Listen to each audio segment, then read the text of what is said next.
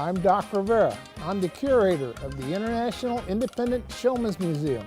It was originally constructed from the idea that we wanted to preserve the artifacts and the history that pertain to our business. Our business being, of course, carnivals, circuses, Wild West shows, anything having to do with the tinted world and traveling shows throughout America. My background actually stems from when I was 14 years old and ran away from home to join the carnival. And it is a unique business, to say the least. You travel a lot, you get to experience different cultures, different societies, different parts of the country. You meet many strange and eclectic people, not only outside of the business, but inside as well. I lived on the carnival all of my life. I've enjoyed it. I haven't made a ton of money, but I've had a lot of fun.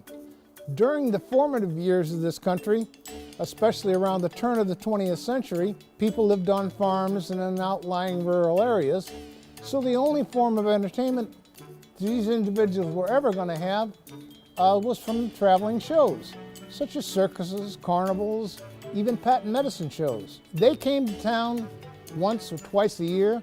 People saved up their money all year long in chalk piggy banks or mason jars, specifically for the fair or the carnival. Gibson was founded in the 1920s as a place for carnival folks to come to be amongst their own. There were 138 human oddities, what you would call freaks, that lived in this town. And they came here because they could blend in, be amongst their own, and not be ostracized by the communities that were surrounding the Gibson area. And they formed a community that prospered right up until the 1960s.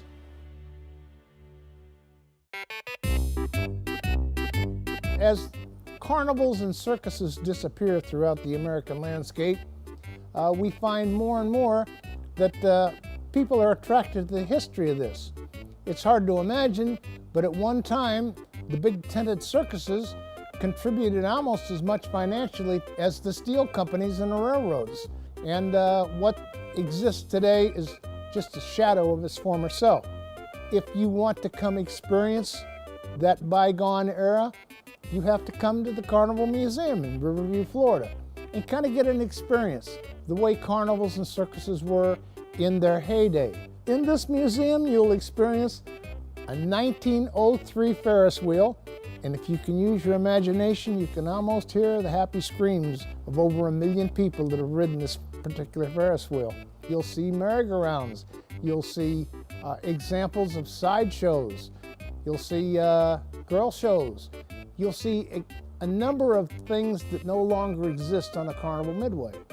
These things exist here because we think that future generations will come along and want to know exactly what made this business so fascinating to so many of us for so long.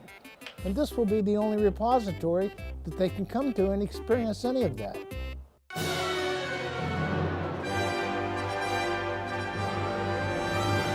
I'd like people to come away realizing that you cannot separate the history of America from the history of the traveling shows, because they were all one and the same. Nowadays, we have all these forms of entertainment, 700 channels of cable TV, computers, iPhones, everything that we need to be entertained is right at our fingertips. But it wasn't that way in the previous generations. People experienced their first cotton candy, their first motion picture, their first of a lot of these different forms of entertainment on a dusty old carnival fairgrounds or a circus big top. And it was a wonderful experience for them because it was the first time they had ever seen anything like this in their entire lives.